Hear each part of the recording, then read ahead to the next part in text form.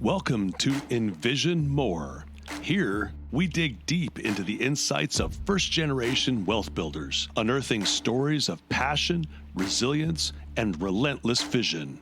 Your host is Wayne Wagner Jr., founder of Visionary Wealth Management.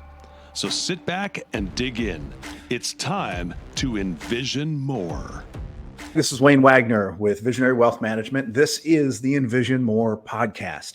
Today, I have my favorite son with me. And part of what we're trying to do on this podcast is capture the concepts and the ideas to accelerate values and wealth between generations. And so part of the early stages here is just kind of getting a gut check and a gatekeep, check in with where my own kids are. So Bryce is 19 years old and not going the traditional college route.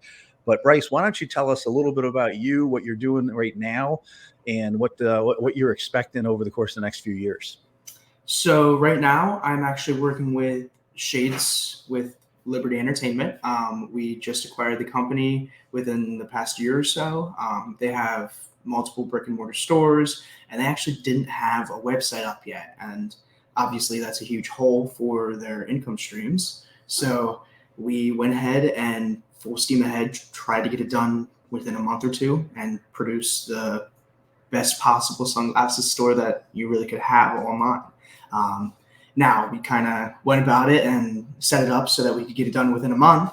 And then we figured, well, we know we won't get it done in a month. We won't have the best sunglasses website in the world in a month, but we'll be a lot closer than if we tried to pace it out. So we did that. We got what we could. By 2 weeks later, we had genuinely the best product on the market. And at this point, we are full steam ahead with going and reaching out to brand reps and trying to find people to kind of rep our brand, get our name out there. Cool. So 96 shades. And why don't you, we're going to do a little bit of working backwards here. So why don't you tell us about 96 shades and then the deal that originated that? So 96 Shades was actually kind of born out of me needing a job for the off season. I was working for Annie Ann's at Cinnabon at the time. I had just become a manager there. I had 20, 30 people under me, making sure that the place is really just running smoothly, making sure that everything is keeping up tight and not falling through the cracks. Now, they were seeing me kind of interact in a business matter and stuff like that. So they could tell that I knew my way around a conversation if it came up. So when I came to them, and who's they? Being Josh, Justice, John, you, people that really, they knew I had credit to go to them and say, hey, I think there's an opportunity. Right. So now before that, I had just needed a off-season job. I was only working during the summer. Now during the summer, I was making more than I really needed in the moment, so I could last a few months in between jobs and try and find another one in the off-season at the time. So I went to all my friends. I was saying, hey, like, where are you working? Are they hiring?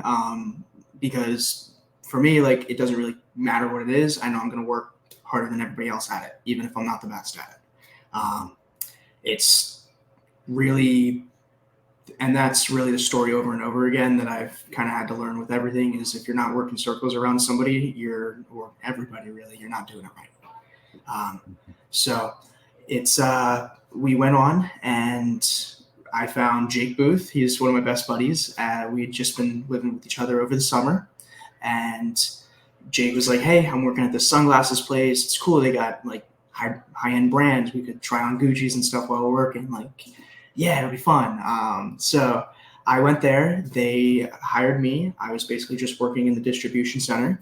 And the first day I went in, and the owner, Mike, was just talking about how he really loves the distribution side of things, but he just can't seem to figure out, or he doesn't love the figuring out of the front end of it, because you have to stay on top of everything. You have to see what's new and hip with the trends. You have to all these different things that if you were just selling the sunglasses to somebody to do that for you, it would all go smoother. Because if kind of the sales, the retail side of the business, right? Right. So we were just kind of, if you notice, like a lot of times the personality skills don't really come as well with people with the business skills, or i.e. the communication skills and such like that, or emotional awareness. And so I think that he really had a strong set of business skills and he knew what to do with them. And he just needed someone to better manage the emotional side of things, i.e. appealing to the customers, So we had a conversation. I was like, hey, like, so far, me with this company, I've been working with them for a few years now. We started our first Ben& Jerry's, and year one, we were the rookie of the year, top performing store. And then we went and had that for a couple of years. And then I brought up the idea with Annie Ann's. We got that rolling. And year one, again, we're the top performing store worldwide for seasonal businesses. So we're having a pattern of, we don't really need to be a specialty in the thing. It's just we are all willing to work hard enough to find the solution that we can manage well. So whatever it is, it can be found on Google. You can find somebody to teach it to you. The hard part, where the work comes in, is finding those people to teach it to you. So we are going through and learning new things and just racking up these encyclopedias worth of knowledge on stuff that we didn't know before, but now we're doing it great. Right. So we had that conversation of, look, we have a pattern of whatever we go into, we're going to work hard enough to make it the best. Right. So if we want to go in sunglasses, let's make it the best. If we're going to go and make a website for this sunglasses brand that hasn't had it for the past 10 years, well, we're going to make it the best, so, or at least try, Right. And so we basically had a conversation where he was uncomfortable with running the front end of the store and looking to sell to each of his individual managers at the time. And I kind of had a conversation with him where, look, if you're looking to grow, if you want your kids someday to be able to run this, you're killing it off right here. If you sell it to each of your individual managers, those guys are all not going to have the capital to go out and start another one and branch off. And do you really want the most eager of those people? Do you trust them with your entire family's new fortune? Like stuff like that. So it's, or like your family's name. So why wouldn't you go and find a company that's small owned, looking to get bigger, and basically they are willing to learn whatever it is. And so he was like, okay, but how do we find a person like that? That just doesn't exist. Someone that isn't a corporate company that's going to buy 10 stores. Like, that's outrageous. And then we shook hands. I said, hi, I'm Bryce with Liberty Entertainment. So I got him in touch with Justice. They clicked like best friends. So they've been on and off with each other ever since. So it's all going smoothly, and that's where we are. So you put this together, you put together the Shades deal. I mean, you came to me and said, Dad, I really think we should take a shot at having a conversation about buying this guy's company from him, at least the retail side. Would you be willing to, engage the conversation with Josh and Justice? I'm sitting there going, I don't know anything about sunglasses. Like, I buy my sunglasses at the truck stop because I'm expecting them to break in a week. So, but we're obviously a bit down the road from there and ended up pulling off the transaction. But you were 18 when you put that together. And that ended up being a $5.5 million total transaction between the real estate, the inventory, and the businesses. So the businesses or forecast, we paid 3 times profits for that, and then the inventory, and then one of the pieces of real estate that came with one of the locations. So, it was a huge deal for an 18-year-old to be involved in, but like that wasn't, I heard something else you said earlier on in your comments there. If you're not working circles around the other people in the room, things are not going to go well for you, right? Or at least not as well as they could go.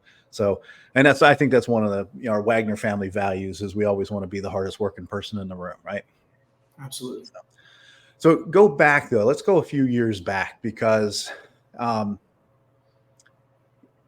you you weren't always Wolverine. Like you were, you were middle school was rough, right? Right. And then you went through a massive transformation physically, mentally, all that kind of stuff over a 1 to 2 year period of time. So why don't you talk to us a little bit about about middle school and look, let's be transparent about some of that environment that I contributed to, right? So I was pursuing my own dreams and aspirations and well intended, but I created an environment that caused you great frustration and pain. So let's talk about that a little bit. Right. So when I was in middle school, it was really just it wasn't a fun time. I was in a really small school where there was 10, 20 kids in my class max at a time. There was older and younger classmen, but there was not more than 10 or 15 of each for like each of the grades above me. So it was just kind of the people who you were sat with at the beginning of the year. They were your friends, whether they like you, whether you like them or not. And you've been with them for 7, 8, 9 years at this stage. Right. And so it's like, everybody's everything from when they've grown up. Every embarrassing moment has been broadcasted all over the school because it doesn't take long for 20 people to find out. So it was just a lot of like, there was definitely an inclination that like you just become an outcast if you don't want to associate yourself with one type of person. Yeah. So I was instantly seen as an outcast. So I was picked on pretty hard, had a bully up until from all of elementary school to all the way up to 7th grade until it got physical and I was never bullied again. But it was just kind of It's isn't something we put in the marketing materials, but one of our core family beliefs is that everybody needs to get punched in the face once. So it's fair. I've had my fair share at this point, but I mean, even back then, it was just kind of. At this point, I'm around 175 to 180. It's normally where I sit and weight. I was about twice that back then. I mean, I was 320, approaching. I think the top I ever saw on the scale was 330 something.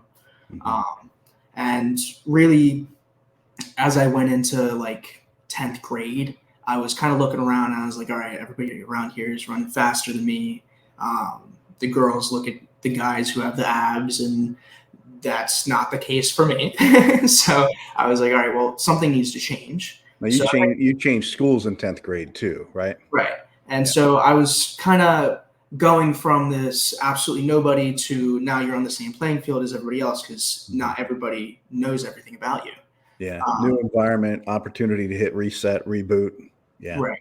And there was like legitimately no correlation to my old school. Like the people that I knew here did not overlap with the people that I knew there, which really just made it so that, hey, like this is who I am and this is who I am normally able to be when I'm not put in a rough environment.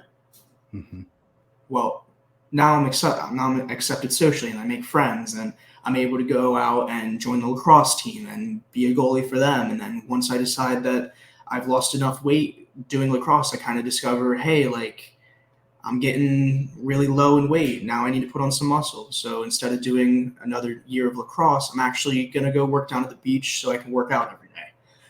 Because what is your real goal? Well, I'm not going to college for lacrosse. I'm not going to do some PLL professional, like that's ridiculous. I'm not doing that. I might go join a men's league if I really want to, but the real reason I joined was so that I could have fun and have fun with my group of guys because they all played lacrosse and I was 320 pounds and there's a lot of running in lacrosse. Right. So, and at 320, you make a pretty good goalie. Yeah, right. Filling most of the goal. But so I was just a big boy. And then I went into the summer of my junior year. I was like, all right, enough is enough. I jumped into it with the 75 hard, just cold turkey, no more sweets. And if I was eating sweets, it couldn't cross 2,000 calories. Was that late 2019 that you did that? Or is that early, like going into, because lacrosse season got canceled 2020 because of the pandemic, right? Yeah, so I think it was 2021 that I started losing the weight. No, well, you started crushing Or it during yeah, COVID, because during COVID you were in the right. garage doing jump rope for an hour to 2 hours a day. You're right. I didn't start weightlifting until 2020. Okay. Right. Okay. Anyway, but I was trying to lose weight for lacrosse that season, and Right. at that point, I had lost 80 pounds for lacrosse, Right. and then I went into weightlifting, Yeah. which was the 75 part. Yeah. Yeah. So, Okay. but really, what lost the first chunk of weight was really just I stopped eating my tub of Ben and Jerry's every night, and 80 pounds fell off. So it was strictly like life choices. Like once you understand, like, hey, like if you eat this, you feel like this, and if you eat like this, you feel like eh. So you don't want to feel like eh. Like so You were doing a lot of self-education. I mean, I heard you say, today you're working with the team at Liberty to build stuff that you don't know how to do, but at that time, right? So, and your mom and I had lost ourselves in helping run that little school that you were a part of, and we really lost ourselves. She'd put on 60 pounds, I'd put on 85 pounds, so we weren't you didn't have a good example coming from us in terms of healthy eating habits, or like I wasn't eating a tub of Ben and Jerry's every night, but I was not eating healthy, and I was 320, 330 myself. So you didn't have a good example there. And what we saw was you really going deep in self-education. You starting to meal prep, and like I'd look at the stuff you were eating, which was like dry chicken breast with a little like a little salt on it or something, and a little bit of rice, and I'm like, ew, why would you even want to do that? yeah, I And mean it where's was my cheesesteak? right.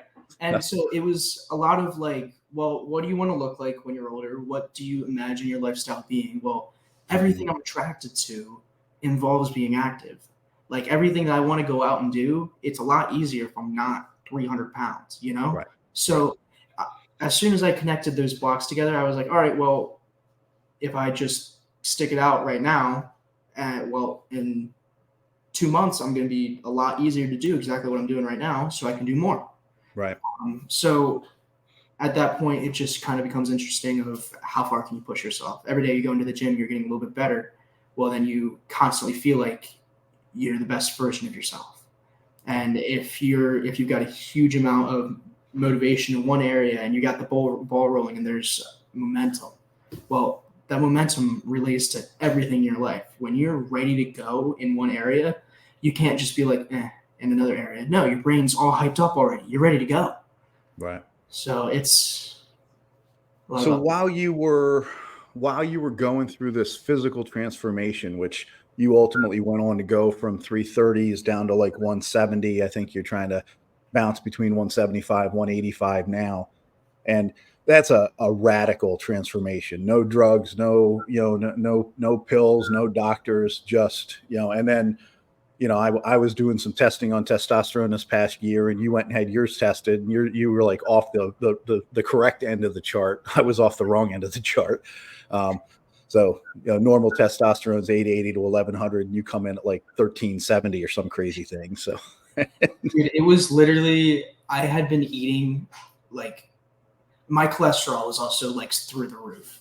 So I had to completely, I was eating like 2 pounds of ground beef a day. Okay. So I had super high cholesterol. All my levels were boosted because I'm eating so much protein and so much just clean food every day and working out twice a day. And so I'm at peak performance, and I go in and get tested, and they're asking me if I'm on steroids. Right. So Right. I'm just a healthy 18-year-old, Right. Yeah. So you during this period of time, though, while you're going through this physical transformation, Mom and I had asked you we've been asking for years for you to start reading books, but man, something clicked in 2020. Like something clicked. And do you have any, like, I mean, I know it was a pandemic, so maybe we had some more time. You were shelter in place and all that kind of thing. Is that what it was for you, or just the ability to have time to sit? I mean, it was like kind of along with what I said earlier. There was a lot of momentum going on. I was growing, and I was starting to notice that like I was getting bigger and bigger, and like it felt like there was something I was not feeding, and books kind of filled that hole. Okay. There was definitely a sense of like, all right, like I feel like I'm getting better and better physically, but I don't really know that I'm getting better and better mentally. Like I don't feel myself setting myself up for success right now. So until I was able to define what success was for myself and kind of come up with like, all right, well, what's your end goal? If this is your end goal, what do you need to do and what do you need to create to get there? And once you kind of, that end goal changes every 3 months for me. But as long as there's something at the end of the road, there's something to chase. So what does that mean, the end goal? And you say that it shifts because like I'm 51, and when I think end goal, I'm thinking 20 years from now when I'm 71, or 30 years from now when I'm hopefully just starting to go over the cliff physically in my 80s. But so they're setting goals, but then adjusting sights every 3 months. I guess, okay, I wouldn't say adjusting sights on the whole goal. I guess the next closest goal, that being. Okay. So I will go out and chase a highly unattainable goal, knowing that I will not hit it.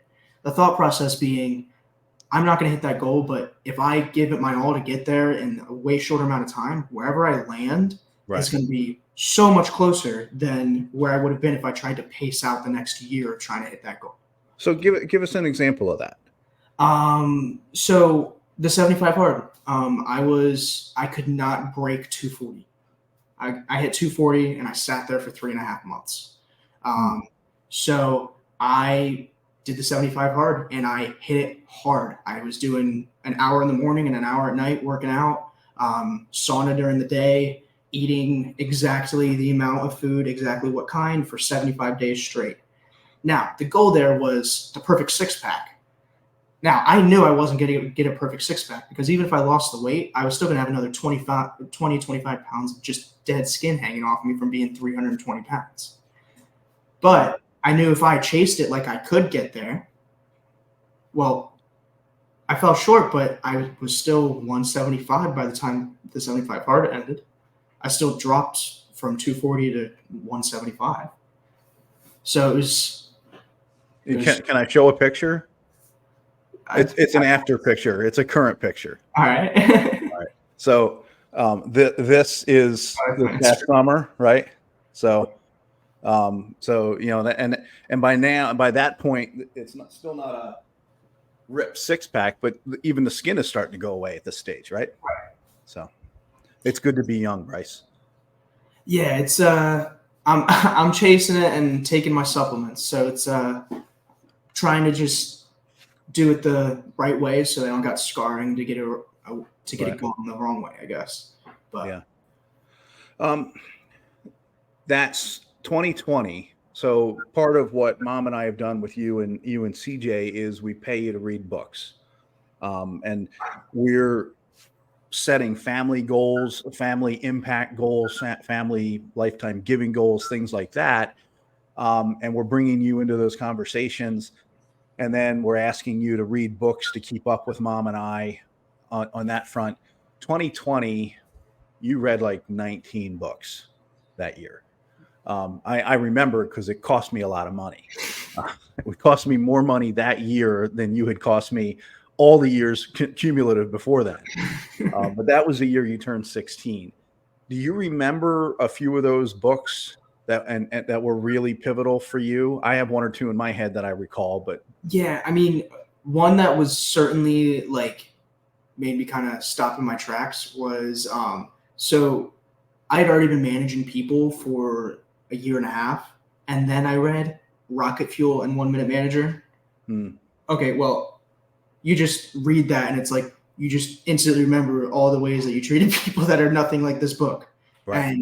I think that was really the biggest pivotal moment, just because I went from going into the next summer thinking I have to lead with an iron fist to I had the greatest summer of my entire life because I became best friends with this group of people. And through that community of everyone feeling accepted, the shop got cleaned. Sure, there was a couple of nights where I had to stay late or something like that, but that would have happened anyway. and at least there was a good attitude about everybody this way, you know? And once I saw that work, once I saw that those methods just be the right guidebook for it, I was really impressed with it, like even more so impressed than I was before with it. Yeah. And you were saying here you had at 16, and it's important because, an origin story from where you've been to where you are to where you're going is, there's some things you have to overcome to get to have gotten where you are. Right. And what we're saying, there'll be some people here that are listening to this. They're like, whoa, I thought you said the kid was 16 and he just said he had a year and a half of managerial experience. I mean, unpack that, because that's unique in and of itself. You're 16 years old with a year and a half. How's that work? A year and a half being a season and a half, but we're doing, through that season of 3 months, we're doing 10 times the amount of sales of the average store. Right.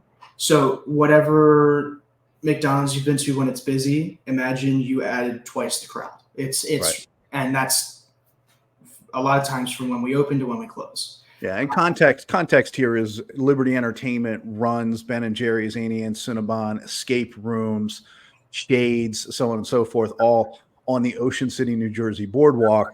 And Bryce, you've been working down there since I think you were 14, right? So at 14, you went in and worked at Ben and Jerry's.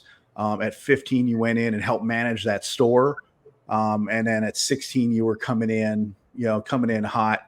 I think you were running the Ben and Jerry's store pretty much on your own that year, wasn't it? So I was a shift leader when I was 15, and then I was assistant manager when I was 16. Okay. But I think I was assistant to someone at escape room, so it was kind of me and one other person running the show. Okay. But it was just and understand so that Ben and Jerry's store is a $400,000 to $500,000 top line revenue in 5 months. So you're running pretty close to $100,000 a month in revenue. So it's $25,000 a week. So $3,000 to $5,000 a day in revenue, with some days popping out the top of that. So right, it's just an ice cream shop. Like that's a lot. Yeah, for an ice cream shop, that's a lot of coin. So, we, as an owner, we wish it was a 12-month season, but we don't get that on the Jersey Shore. So, because it's a little unique for a 16-year-old to have that, that much experience, and at 16, that was the year you also came to Mom and I and said, "Hey, I don't want to go to college." So now I'll give the for Mom and I, which was my mom and dad were first generation college graduates. Mom's mom and dad were first generation college attendees and graduates. Mom and I both went to college. And so for now the third generation, and we're thinking, our expectation is, well, of course you're going to college. So it wasn't an easy sell, but why don't you walk us through what your thought process was then and kind of what it's led to now? Right. So when I had that conversation with you guys, I had just gone on a trip for formal training for Annie and Cinnabon at Focus Brands headquarters. So we had flown out, and really just deep diving, going through, asking the right questions, and pulling apart every question that I've had from working there. Pulling apart every question that I would have for when I will be working there, because I hadn't worked there at that point. Yeah, you had a couple years experience with Ben and Jerry's, but now we were opening Annie and Cinnabon, and you were going to be helping, us build the team. Right. So I was really just thrown into it, researching everything about being a manager all the time. Just really, Google was my best friend for about 3.5 months, and I basically learned how to run the show. And then we went out, opened, and year one, we were the top performing seasonal store worldwide. So that was a good thing to accomplish, but also it was certainly a journey trying to figure out how to get people to respect you as a 17-year-old who's managing a 34, 35-year-old person with kids, Right. So Right. it's, you kind of have to treat them as if they're on the same level as you, while they have a certain understanding of, look, I do need things to get done, Yeah. But dignity and respect is something we talk about a lot, right? So when you don't treat team players, you don't treat staff members, like you treat you don't treat them like a wounded animal. You treat them like equals, dignity, honor, respect, right? And I think one of the other books that you read that year of 2020 that you, because I remember a specific conversation, was John Maxwell's book on teamwork. Because you came back to me and had a couple of things to say about how my business partners were managing the team that year, and I'm like, dude, you're 16, you read 7 books, and all of a sudden you know everything there is to know about leadership. It's okay, but go read another 200 books before you start critiquing my partners. So. Right. But let's go back to, so you go to Focus Brands training for Annie Ann's and Cinnabon. You're going to help open that store. And you come to mom and I are like, I don't want to go to college. Instead, and I said to you, well, you got to go to college or you got to have a plan. Mm-hmm. So what was the plan that you presented? So at that point, it was not what it was now. I mean, Shades was not even in the deck of cards yet. Mm-hmm. So it was definitely more so like, look, I'm doing this well, and people go to college to be in the position that I'm at. And at 16, 17, I was looking at my resume and seeing like, okay, well, by the time I'm 18, I'm going to be having 3 years of managing experience and at some of the top stores worldwide. Like I can go manage most of anywhere if I go apply for it. Whatever it is, I can go get a 60, 70, 80, $100,000 job for that amount. And once I've made enough, then I can go back to college if I want to, if I haven't found something else. That's kind of the plan I saw short term. And I knew that was putting a fat cap on my future, but for me in the moment, it was just kind of like, I know something more is going to come of this. I know we're going to have better ideas that we can work off of. And I know that with this group of guys, we can make anything work. Well, you painted a 10-year picture for me. Do you remember what that 10-year picture was? Not directly right now. Maybe give me a refresher. Well, what you said to me was that we wanted, you had heard us talk about taking Liberty Entertainment to 40 locations. Right. And you'd heard us talking about, and you've been in conversations where we're talking about the crucial part to our move from 4 or 5 locations to 40 was going to be, we're absolutely going to have another layer or 2 of management. We were going to have to have kind of a district manager structure and a regional manager, a regional manager structure. Right. So we'd have to have some people who are coming in and responsible not for 1 store, but for 3 to 5 stores, and then somebody above that who was maybe responsible for 3 or 4 of those people. Right. And so what you kind of painted for me was, hey, Dad, because you didn't just want a salary out of this either. So that piece of it? What's that? I was gonna say, actually, I didn't want a salary at all. That's down at the shore. Your tips are where you live. So what you presented to me was that you wanted to go take the ride with Liberty, help us go from 4 to 40. Because if you were a regional manager by the time you were 10 years down the road, the business should be paying you low 6 figures to do that.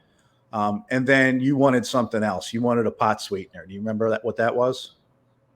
I think it was are you talking about the 5% as opposed to 4%? Yep. Yeah. So I had brought to him, it was basically like, if I could have a piece of Liberty, that would give me an excuse to stay with them forever. And when doing payouts, that would support me for the rest of my life. Right. You remember how you got to 5%? I think you started at 3 though, didn't you? Well, I think you you came to me with the proposal was you had done the research. You came to me and you Yeah, said, the price. what were we valuing? Go ahead. I was gonna say what we would value the business at that point, and then on a 3x scale, and I figured out what he would pay on average for college tuition, which is, i.e., the money that he would save if I didn't go to college.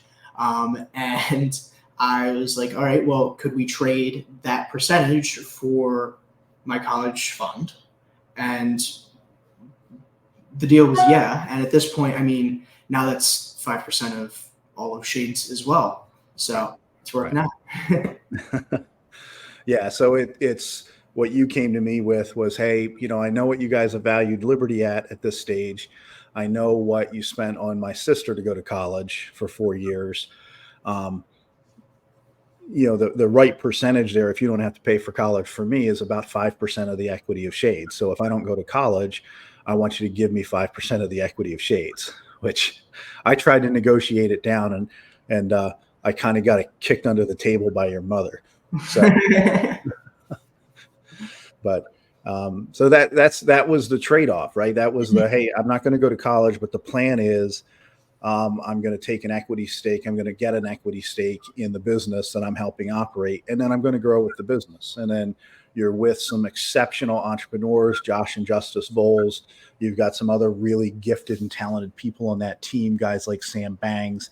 And then with the acquisition of Shades, we've layered in so many great salespeople and managers from the various stores and locations there. And there's just so much to learn from all of those people.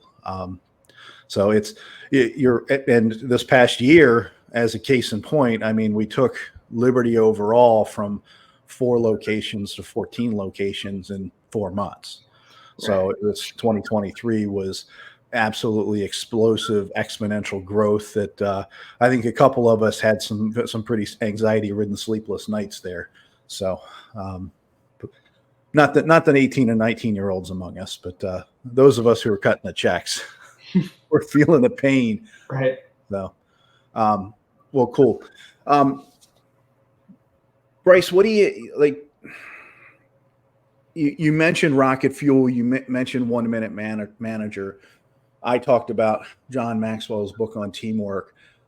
What are a couple of, and you've talked about, how you mentally put together the construct of what a Shades deal would look like with Mike Schwartz, and then brought that to Josh Justice and I. I mean, that is a lot for an 18, 19-year-old guy. And look, we live in a world where there's TikTokers that are making $1 million a year who, because they're jumping out of planes or jumping off bridges or some crazy thing that get followers. You have exhibited at age 18, 19 an uncanny amount of business acumen. Like where did that come from? How did that develop? I think that kind of once you understand the rules, it's pretty easy to try to get around them, if that makes sense. So it's all about creating ways to bridge the gap between 2 smaller things, right? So right now with the sunglasses, we're trying to bridge the gap from people buying it directly from the maker or the main consumer, to direct them to buy it from us. So we're going out and finding people's favorite influencers and people that look up to other people, and people that'll catch attention are leaders of the community, and trying to bridge that gap and have them be the ones to say, hey, take this route over here. So it's once I kind of understood that once you bring value to someone, they will give you credit. They'll give you some sort of credit for that. I kind of started to notice that while I can walk myself around that sort of conversation pretty well, if I'm good at having a conversation, all I need now is the knowledge, i.e. the 19 books, to be able to have an intelligent conversation.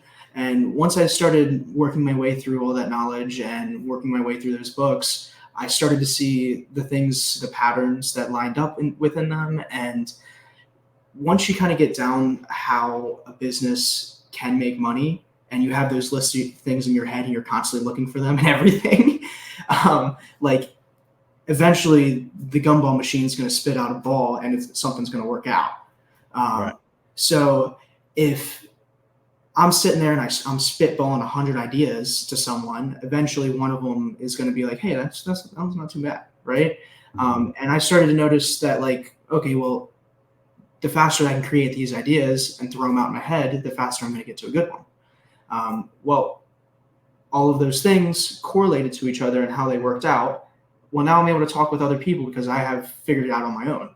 I've gone through and figured out how somebody would make money off of something, off of my own situation in my own head, that I can now apply it to someone else based off the stories in the books. You just said something that really struck me. And it's this idea of being willing to come up with, put in the time and effort to come up with 100 ideas, knowing that 95 of them are going to get canned. Right. That's a 95% failure rate. It's more than that. Right. And reality, it is probably more than that. But here's what I'm observing. We live in a risk-averse society. We live in a world, social media has created an environment where people are afraid to fail. They're afraid to take a risk, step out, do something for fear of ridicule.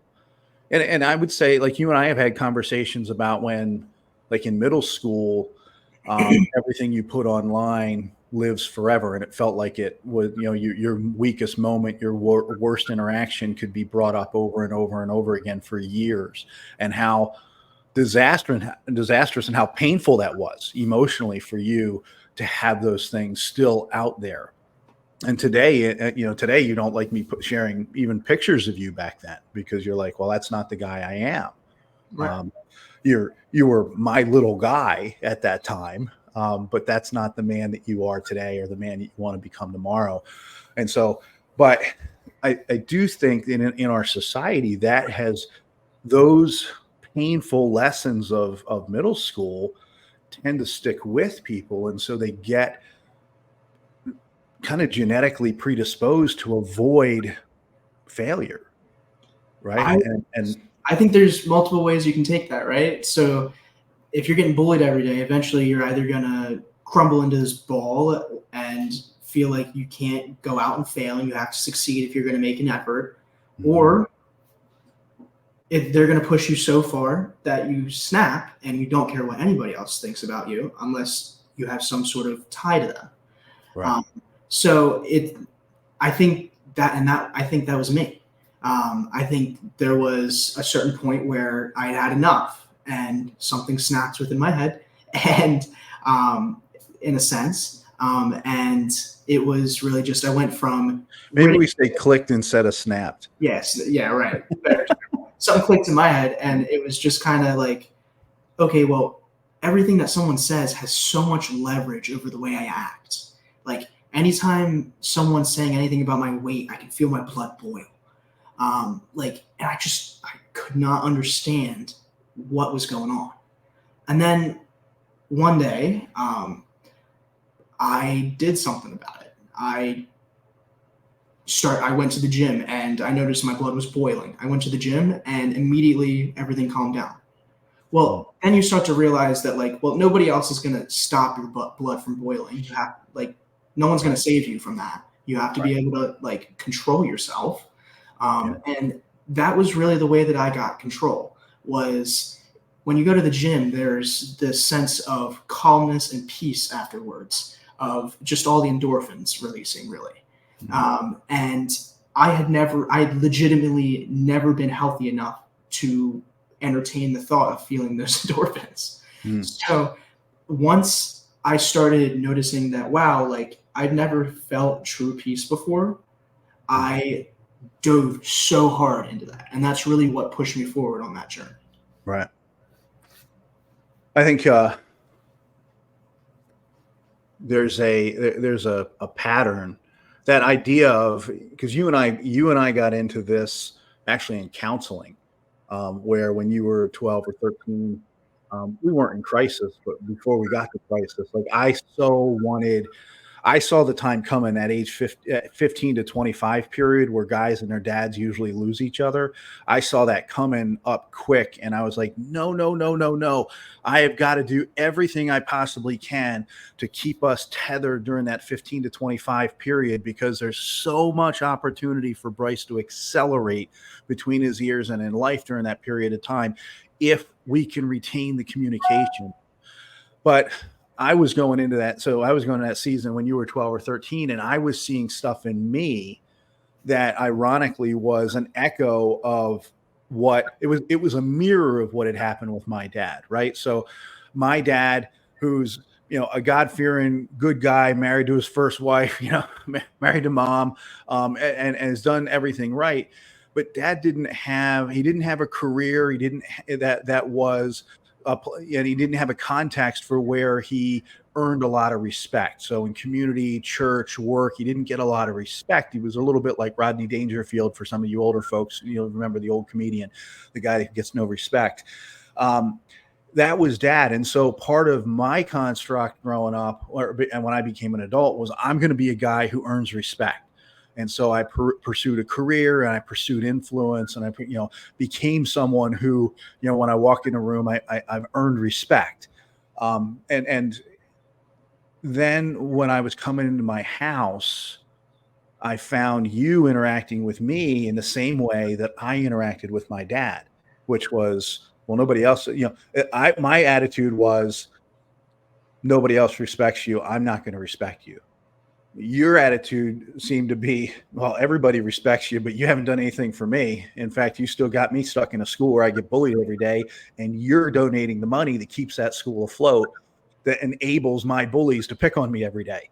And so I would walk in the house and you wouldn't say that, you wouldn't verbalize it like that, but I would get attitude from you. Well, my attitude towards you was the same as my dad's attitude towards me, which was, how dare you? And it was those Homer Simpson grabbing Bart Simpson around the neck, and his eyes bulging out. No, we didn't quite get there, but that mindset, when you and I went to counseling, really what the counselor said was, why are you giving Bryce the keys to your emotions? That how a 12 or 13-year-old, and I think she used the word button, like, or remote control.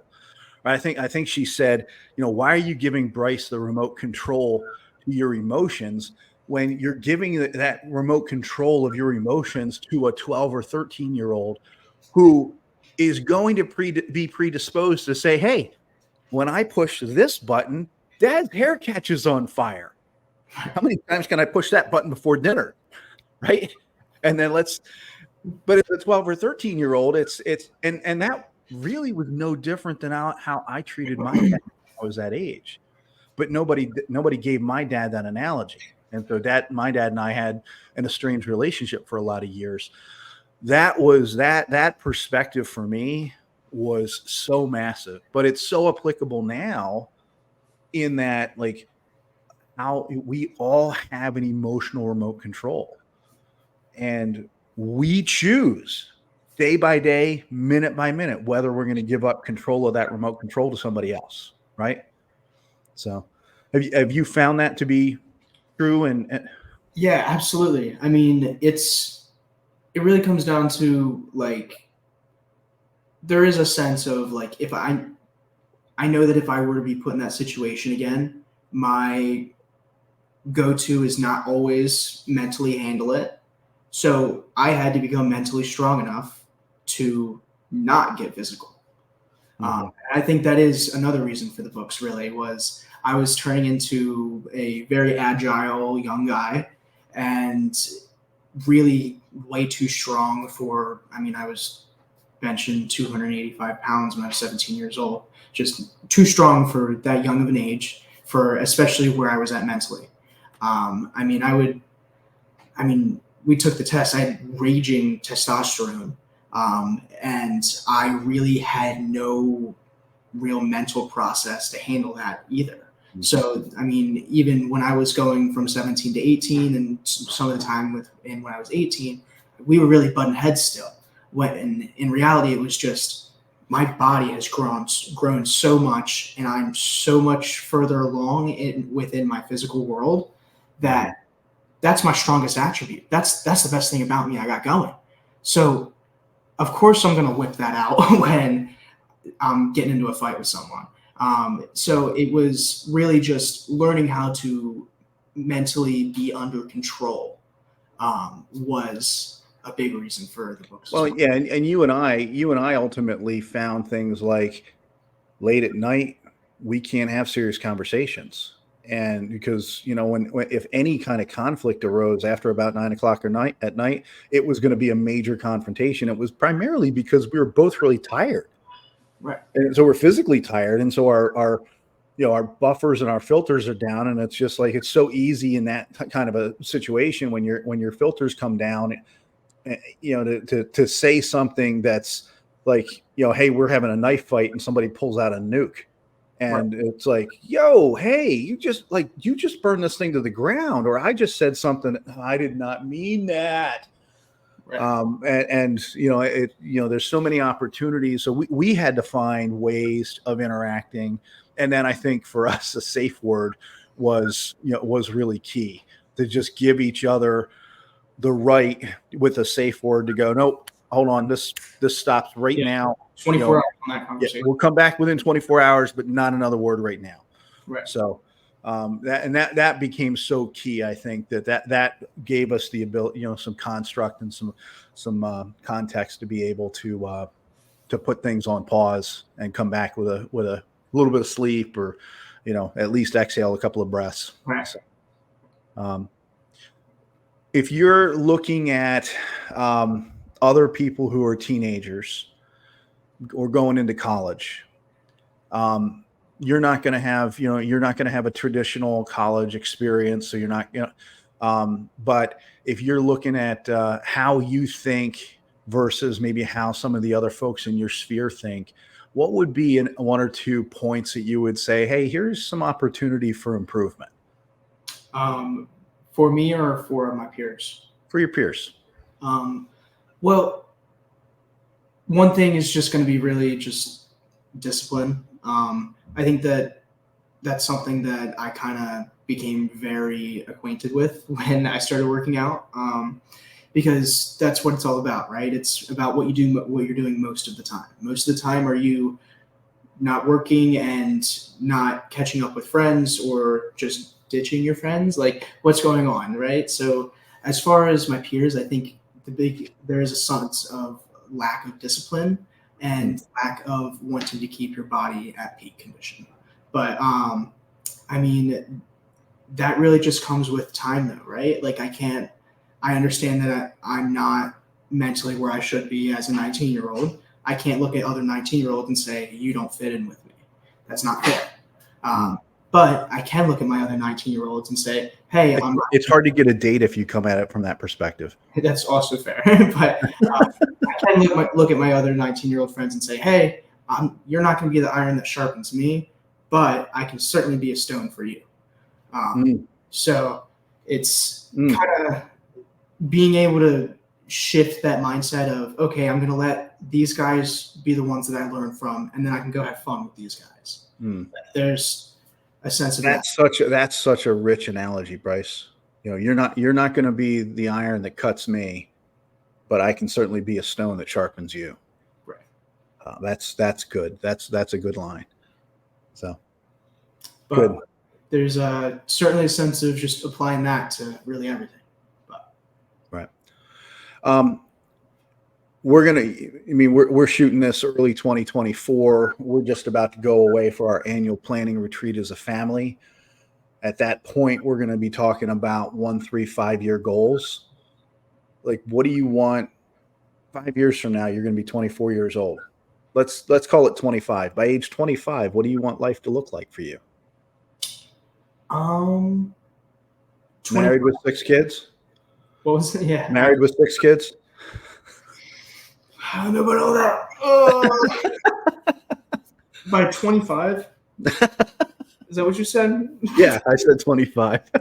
You better get busy. Goodness. No pressure. Yeah, right. By 25, certainly the idea would be married. Okay. Hopefully to my beautiful girlfriend that I have now.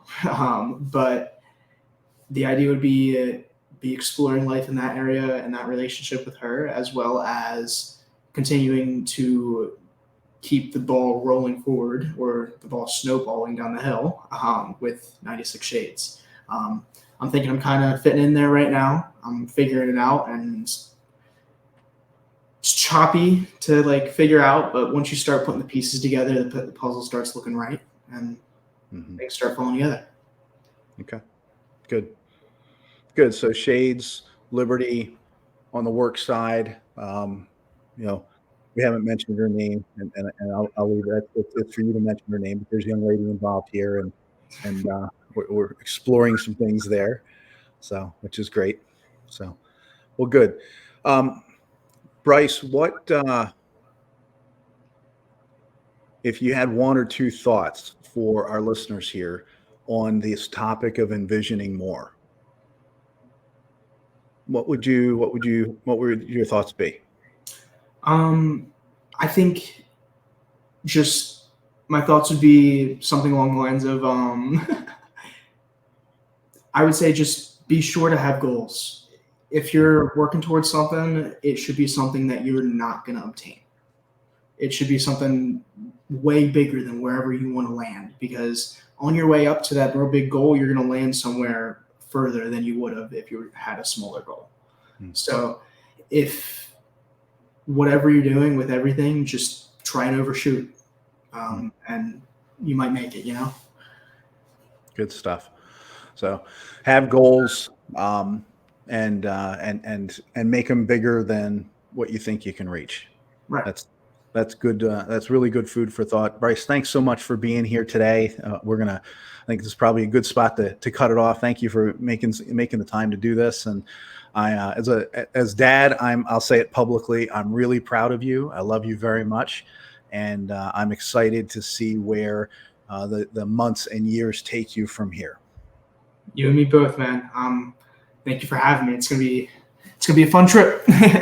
Yep, indeed. Yeah, it will be. Thanks. Thank you for listening to the Envision More podcast with Wayne Wagner Jr. of Visionary Wealth Management. We hope you were encouraged and inspired by the conversation today. If you want to dig deeper into the show notes or Wayne's work at Visionary, you can find us at envisionmore.com. That's Envision with a Z. Advisory services are provided through Wealth Plan Investment Management.